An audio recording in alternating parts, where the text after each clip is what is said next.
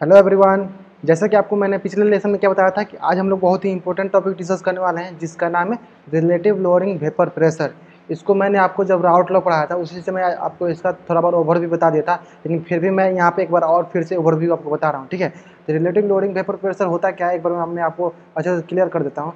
मान लीजिए एक कंटेनर है, उस कंटेनर में सॉल्यूशन रखा है, सॉल्वेंट रखा है। ठीक है, सॉल्वेंट जो है वो वोलेटाइल नेचर का है, मतलब कहने का अर्थ कि इसका टेंडेंसी है वेपर में कन्वर्ट होने के लिए। ठीक है, जब हम इसमें नॉन वोलेटाइल सॉल्यूट ऐड करते हैं, मान लीजिए इसमें नॉन वोलेटाइल सॉल्यूट इसमें ऐड कर दिए हम लोग, नॉन वोलेटाइल सॉल्यूट ऐड किए मतलब कि इसमें कुछ ना कुछ वो आगे इसका सरफेस एरिया को डिक्रीज कर दिया। ठीक है, मतलब कहने का अर्थ कि इसके जो वोलेटाइल टेंडेंसी है उसमें से वेपर में कन्वर्ट होने की जो क्षमता है वो कम हो गया, मतलब कि जितना पहले कन्वर्ट होता है उतना अब नहीं होगा क्योंकि उसका सरफेस एरिया जो है वो डिक्रीज हो गया है।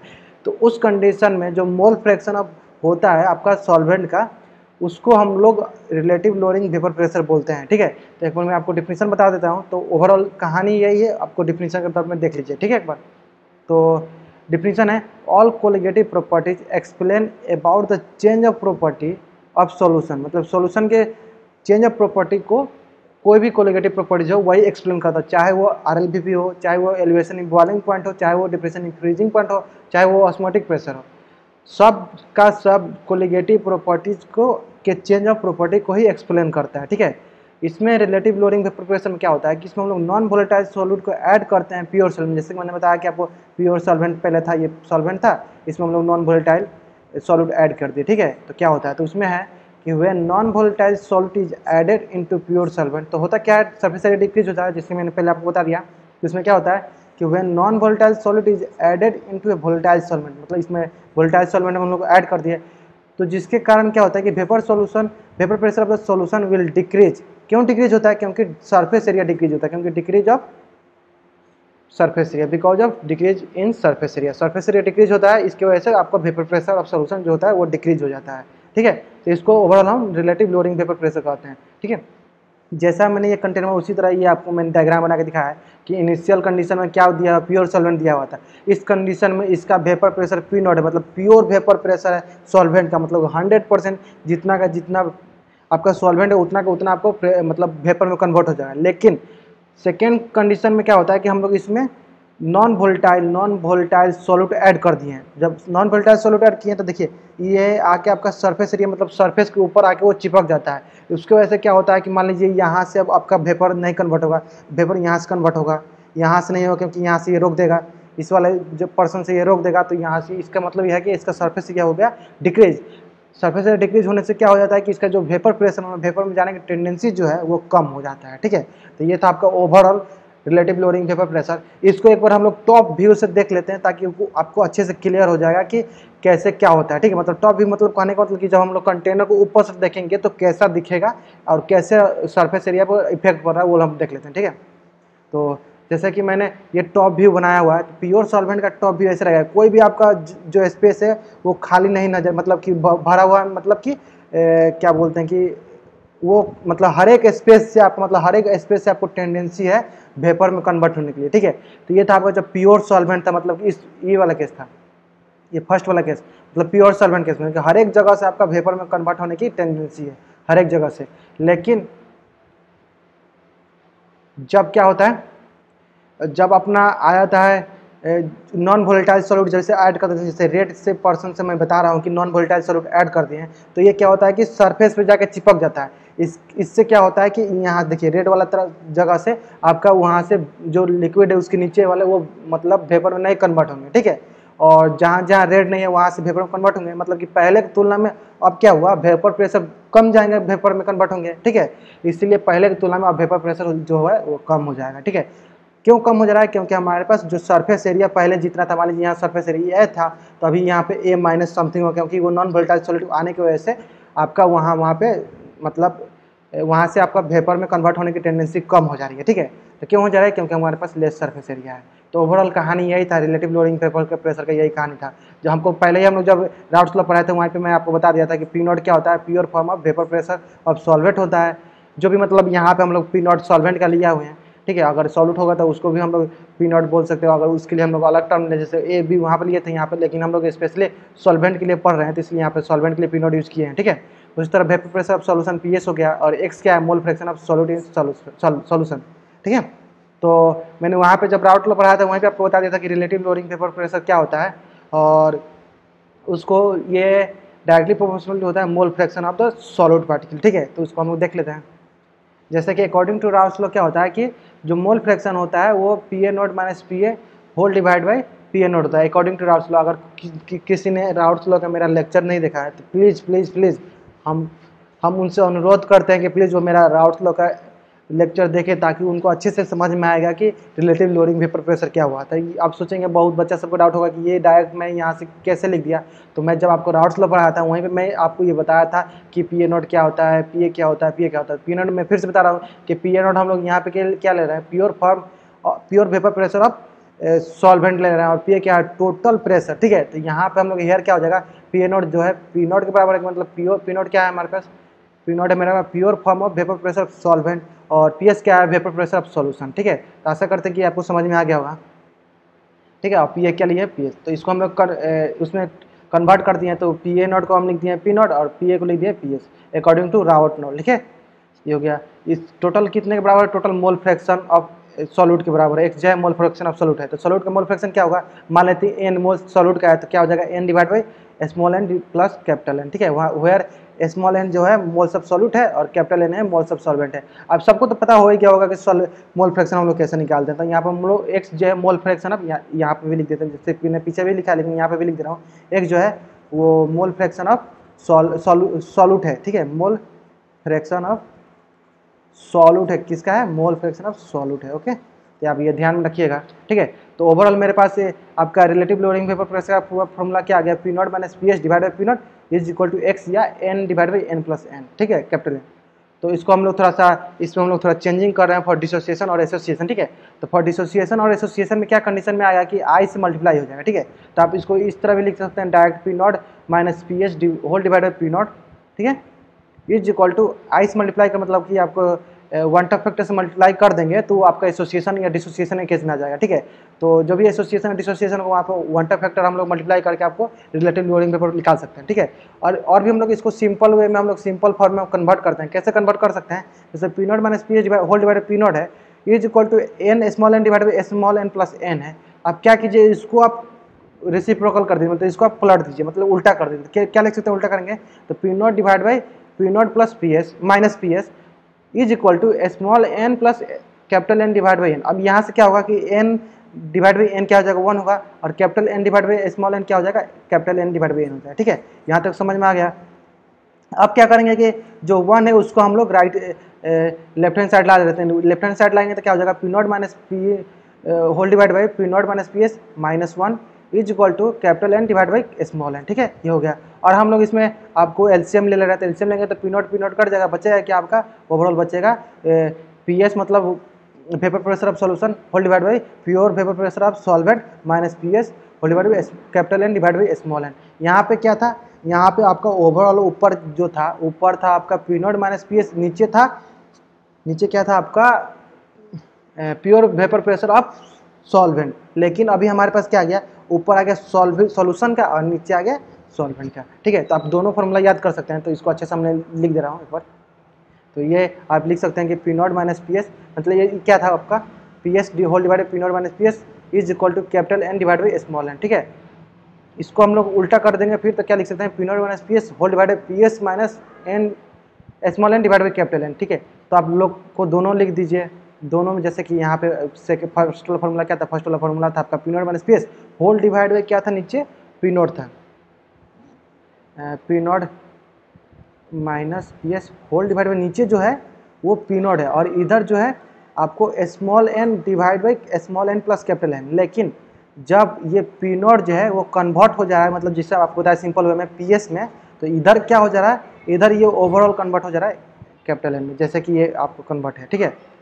तो फॉर एसोसिएशन डिसोसिएशन के केस में क्या आ जाएगा, उधर कैसे लिख सकते हैं, दो तरीके से इसको लिख सकते हैं हम लोग, P S whole divide by P naught is equal to I N small N है divide by I small N plus capital N, इस तरह भी लिख सकते हैं हम लोग। चाहे इस तरह लिख सकते हैं, दोनों तरीके से आप लिख सकते हैं। तो दोनों फॉर्मूला आप याद कर सकते हैं, ठीक है। तो दोनों फॉर्मूला आप आशा करते हैं दोनों फॉर्मूला आप याद कीजिए। जैसे कि मैंने इधर भी लिखवा रखा है, ये फॉर्मूला जैसे मैंने आपको लिखवा रखा है, वो इस तरह भी आप याद कर सकते हैं, उस तरह भी याद कर सकते हैं, ठीक है। तो इधर क्या है, नीचे आपका pure vapour pressure of solvent है नीचे, उधर क्या है, vapour pressure of total solution है, पीएस मतलब टोटल सोल्यूशन है, ठीक है। तो इधर आपको थोड़ा सा चेंजिंग आया क्योंकि यहाँ पे हमको दो बार वन टाइम फैक्टर से मल्टीप्लाई नहीं करना पड़ा है, तो इसलिए आपको ये फॉर्मूला जो है ज़्यादा बेटर हो जाएगा, ठीक है। तो आप ट्राई कीजिएगा कि ये सेकंड वाला फॉर्मूला याद करने के लिए, अगर आप फर्स्ट वाला फॉर्मूला याद करते हैं दोनों से आंसर निकल जाएगा, लेकिन सेकंड वाले में फर्स्ट वाले फॉर्मूला में यह है कि आपको दो बार वन टाइम फैक्टर से मल्टीप्लाई करना पड़ेगा, फिर ऐड करना पड़ेगा, थोड़ा सा आपको कैलकुलेशन करने में थोड़ा टाइम लगेगा। लेकिन अगर सेकंड वाला अगर फॉर्मूला याद कीजिएगा तो आपको इसमें थोड़ा टाइम बचेगा, ठीक है। दोनों फॉर्मूला सही है, दोनों फॉर्मूला आप याद कर सकते हैं, ठीक है। तो इससे रिगार्डिंग हम लोग थोड़ा सा क्वेश्चन की प्रैक्टिस कर लेते हैं ताकि आपका डाउट जो है वो क्लियर हो जाए, ठीक है। तो पहले आप क्वेश्चन को नोट डाउन कीजिए, पहले सेल्फ ट्राई कीजिए, फिर हम आपको सॉल्यूशन बताते हैं। तो आशा करते हैं कि आपने ये क्वेश्चन ट्राई कर लिया होगा और आपने आंसर भी कैलकुलेट कर लिया होगा, ठीक है। फिर भी एक बार आपका कैलकुलेशन को चेक करने के लिए मैं आपको कैलकुलेशन कर दे रहा हूँ, ठीक है। तो स्टार्ट करते हैं। तो क्वेश्चन बोल रहा है आपका, क्वेश्चन बोल रहा है कि 2 gram non volatile solute, 2 gram non volatile solute मतलब सॉल्यूट का वेट दिया है 2 gram, okay, added into 2 mole of water, मतलब वाटर जो है सॉल्वेंट दिया है, मतलब कहने का कि मैं लिखते चलता हूँ, ये सॉल्वेंट जो दिया है वाटर में क्या होगा, वाटर वोलेटाइल सॉल्वेंट है, ठीक है। वाटर उसका 2 मोल दिया हुआ है वाटर का, ठीक है। और इसमें 2 ग्राम दिया हुआ है आपका नॉन वोलेटाइल सॉल्यूट दिया हुआ है, मतलब समझ रहे हैं ना। जैसे कि ये मतलब कि राउट लोगों ये मतलब रिलेटिव लोडिंग वेपर प्रेशर के बारे में बात बोल रहे हैं, ठीक है। तो 2 mole of water due to which vapour pressure of solution, जो सॉल्यूशन का वेपर प्रेशर है मतलब कि जो फाइनल दिया हुआ है वेपर प्रेशर वो रिड्यूसेस टू 75%। तो हम लोग एज्यूम कर लेते हैं कि इनिशियल जो है सॉल्वेंट का मतलब 2 मोल वाला सॉल्वेंट का इनिशियल जो है वेपर प्रेशर क्या है, मतलब पी नॉट दिया हुआ है, ठीक है। इनिशियल वेपर ये क्या है, ये है आपका pure vapour pressure of solvent, okay, solvent, okay. और आफ्टर डैट मान लेते हैं, माने क्योंकि क्वेश्चन दिया हुआ है कि वेपर प्रेशर मतलब 2 मोल ऑफ वाटर जो है, और जब 2 ग्राम हम लोग नॉन वोलेटाइल सॉल्ट ऐड कर रहे हैं तो जो वेपर प्रेशर ऑफ सॉल्यूशन मतलब वेपर प्रेशर ऑफ सॉल्यूशन मतलब कि पीएच जो है वो रिड्यूसेस टू 75%, मतलब कहने का कि आपको 0.75 टाइम्स पी नॉट हो जाए, मतलब इनिशियल जो वेपर प्रेशर था सॉल्वेंट का जब ऐड कर रहे हैं तो जो फाइनल हमारा वेपर प्रेशर है वो 75% रिड्यूस हो रहा है, मतलब रिड्यूस टू 75%, मतलब कि 25% उसमें से कम हो जा रहा है। तो कितना हो जाएगा, मतलब कि 0.75 टाइम्स आपका इनिशियल वेपर प्रेशर के बराबर हो जाएगा, ठीक है। तो ये आपका पी नॉट मिल गया, पीएस मिल गया, ठीक है। तो हम लोग को according to relative lowering vapour pressure formula क्या होता है, फॉर्मूला होता है P naught minus PS whole divide by PS is equal to small N divide by capital N. Small N क्या होता है, मोल्स ऑफ सॉल्यूट, ठीक है। तो यहाँ मोल्स ऑफ सॉल्यूट क्या है, सॉल्यूट दिया 2 ग्राम, ठीक है। तो मोल्स बराबर क्या होता है, weight of solute divide by molar mass, okay. तो हम लोग यहाँ से लिख देते हैं स्मॉल एन बराबर क्या लिख सकते हैं, वेट कितना दिया है, वेट दिया है आपको 2 gram, molar mass into capital M लिख देते हैं, ये मोलर मास हो गया, ठीक है। और स्मॉल एन क्या है आपका, स्मॉल एन है आपका 2 मोल, डायरेक्ट आपका 2 मोल दिया हुआ है। अब हम लोग ऊपर वाले को 2 मोल्स नहीं दिया हुआ था, वेट दिया हुआ था, तो इसलिए हम लोग को उसको कन्वर्ट करना पड़ा आपको मोल से निकालने के लिए 2/n से, ठीक है। तो आपका ओवरऑल सब चीज़ मिल गया हमको। पी नोट क्या है, पी नोट को पी नोट रहने दीजिए, ठीक है। और पी एस क्या दिया है, पी एस दिया आपका 0.75 टाइम्स पी नोट, ओके। उसी तरह आपका नीचे वाला क्या हो जाएगा, 0.75 times P naught is equal to small N क्या चीज़ से रिप्लेस होगा, 2 कैपिटल एम से, मतलब कैपिटल एम यहाँ पे आपका मोलर मास, मतलब इसको मोलर मास लिख दीजिए, मोलर मास से रिप्लेस हो रहा है, ठीक है। कैपिटल एम जो है मोलर मास है, ठीक है, molar mass, okay. Whole divide by small capital N कितना हो गया, कैपिटल एन जो है 2 मोल्स दिया हुआ, जैसे क्वेश्चन में 2 मोल दिया हुआ आपका वाटर का, ये 2 मोल्स कर दिए। और इसको आप इसमें से ऊपर से पी नॉट आप कैंसिल आउट हो जाएगा, तो ओवरऑल ऊपर बच जाएगा आपका 0.25, नीचे बच गया आपका 0.75, ओके। और इधर आपका बच जाएगा 1 डिवाइड बाई मोलर मास। तो यहाँ से आप मोलर मास निकाल लीजिएगा, समथिंग आ जाएगा आपका मोलर मास 3, ठीक है, मोलर मास आपका 3 आ जाएगा, तो आपको क्वेश्चन में पूछा हुआ है मोलर मास निकालने के लिए, तो molar mass of non volatile, तो हमको पता ही यहीं से पता चल गया कि हम सॉल्यूट का मोलर मास निकालना है, ठीक है। तो ये था आपका ओवरऑल, ऐसे आप कैलकुलेट कर सकते हैं, ठीक है। कोई भी रिलेटिव लोडिंग वेपर प्रेशर का सवाल आएगा, ठीक है। आप ये जैसे कि मैंने ये सेकंड फॉर्मूला का यूज किया, और यहाँ पे क्वेश्चन में हमारे पास जैसे आप बोलेंगे कि हम वन टफ फैक्टर क्यों नहीं है, यहाँ पे क्वेश्चन में हमको वन टफ फैक्टर के बारे में कोई कुछ नहीं पूछा गया, तो यहाँ पे हम आई बराबर क्या ले लिए, आई बराबर यहाँ पे हम 1 ले लिए, ठीक है। तो बात क्या होगा, ये स्मॉल एन डबल कैपिटल हो गया, ठीक है। बच्चा सबके मन में ये भी डाउट जाएगा, इसलिए मैं यहाँ बता दिया आपको। तो हम लोग बढ़ते हैं सेकंड क्वेश्चन के पास, जो कि बहुत और भी इंटरेस्टिंग सवाल है, ठीक है। तो आप पहले उसको ट्राई कीजिए, फिर मैं आपको आंसर बता दूँ। तो आशा करते हैं कि आपने क्वेश्चन को प्रैक्टिस कर लिया होगा और इसका सोल्यूशन भी निकाल लिए होंगे, ठीक है। तो हम लोग स्टार्ट करते हैं। ये भी थोड़ा बहुत मिलता जुलता सवाल है, अगर आपके पास थोड़ा सा भी आप क्वेश्चन प्रैक्टिस किए होंगे इससे रिगार्डिंग, इससे पहले मतलब किसी और भी मैंने जो भी चैप्टर पढ़ाया, जो भी टॉपिक पढ़ाया, तो आपको ये भी क्वेश्चन आप इजीली कैलकुलेट कर लीजिएगा, ठीक है। आशा करते हैं आपने कैलकुलेट कर लिया होगा, ठीक है। तो हम लोग स्टार्ट करते हैं। तो बोल क्या रहा है कि 6 gram of non volatile solute in 2 mole of water will form A solution. मैं आपको डायग्राम बनाते चलता हूँ, ताकि आपको इजीली मतलब क्लियर होता जाएगा। 6 ग्राम नॉन वोलेटाइल सॉल्यूट हम लोग ऐड कर रहे हैं, ओके।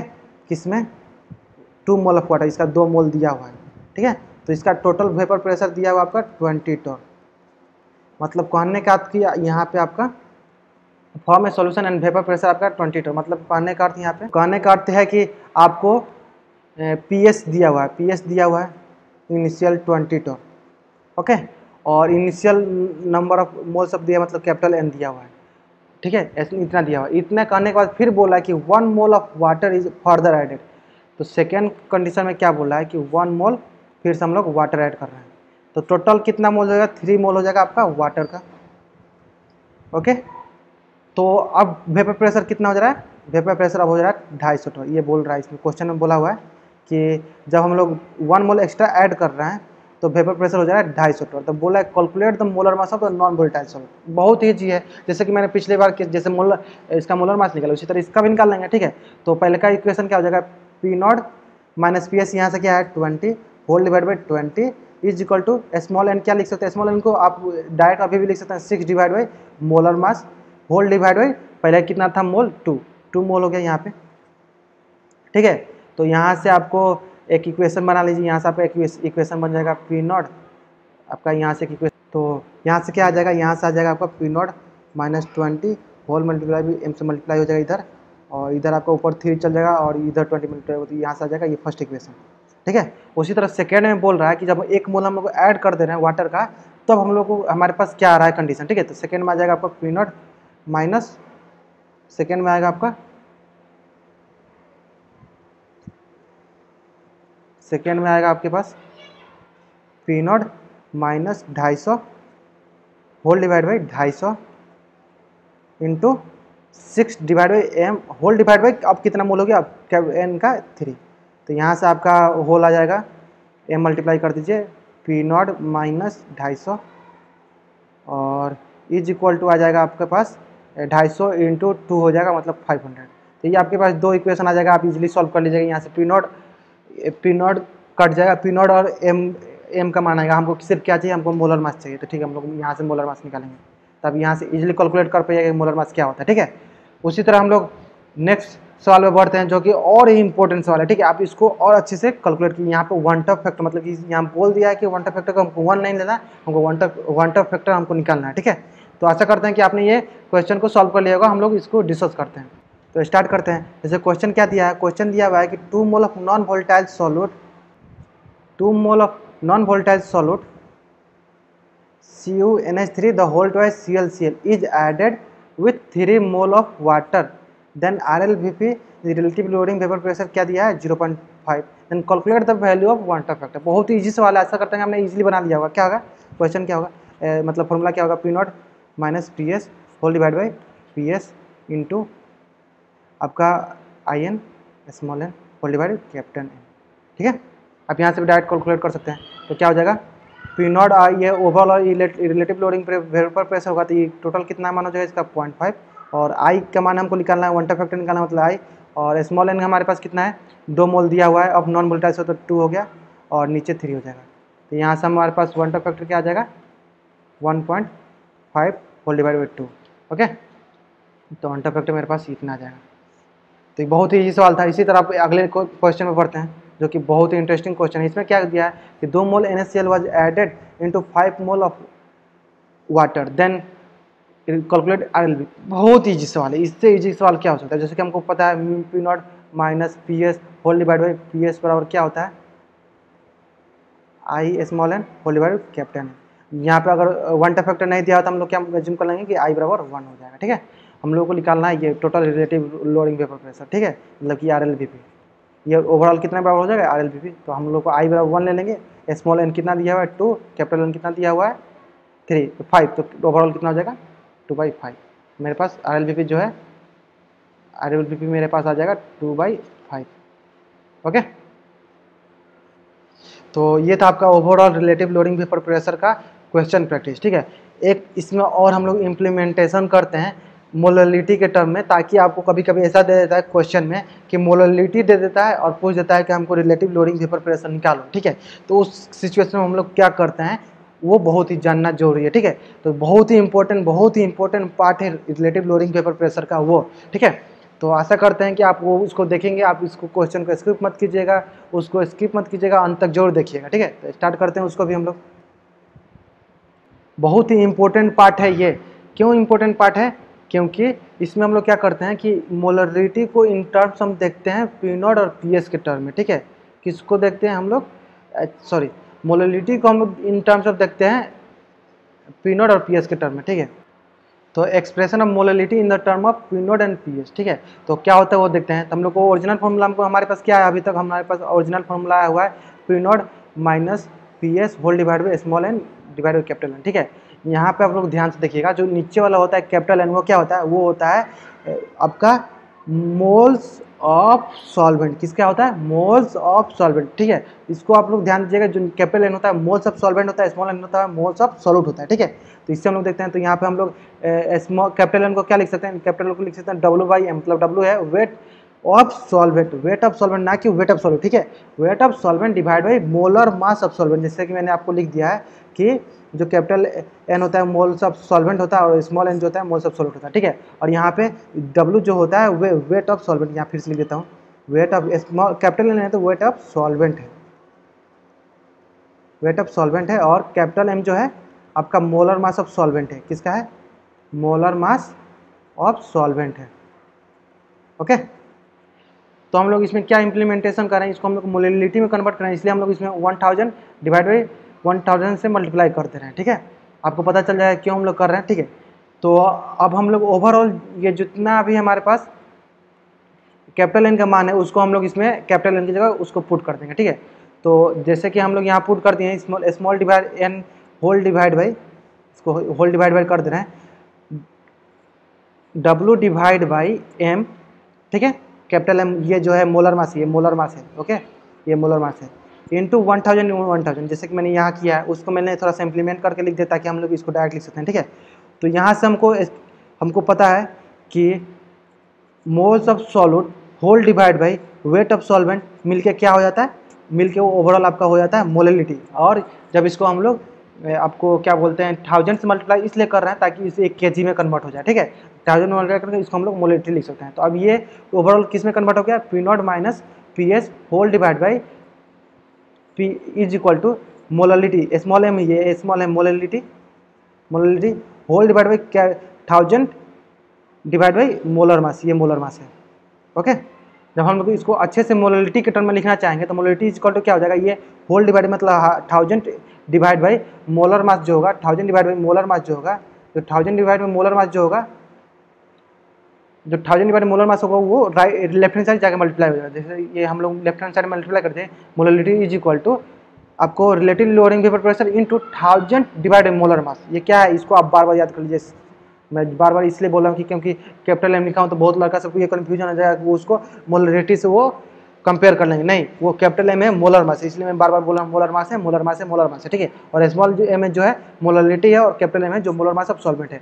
तो ये था आपका overall relative lowering vapour pressure, जिसमें कि सबसे इंपॉर्टेंट रोल कौन सा अदा करता है, ये फॉर्मूला। ठीक है, इसी फॉर्मूला से आपको मेंस में एडवांस में 2 बार सवाल पूछ चुका है। ऐसा करते हैं कि नेक्स्ट टाइम जब भी आएगा तो आप इसको अच्छे से क्लियर कर पाइएगा, ठीक है। तो ये था आपका overall relative lowering vapour pressure. आप फिर से एक बार इसको इस फॉर्मूला में रिवाइज कर देना। मोलिलिटी इज इक्वल टू होता है relative lowering vapour pressure into 1000 divide by molar mass, okay.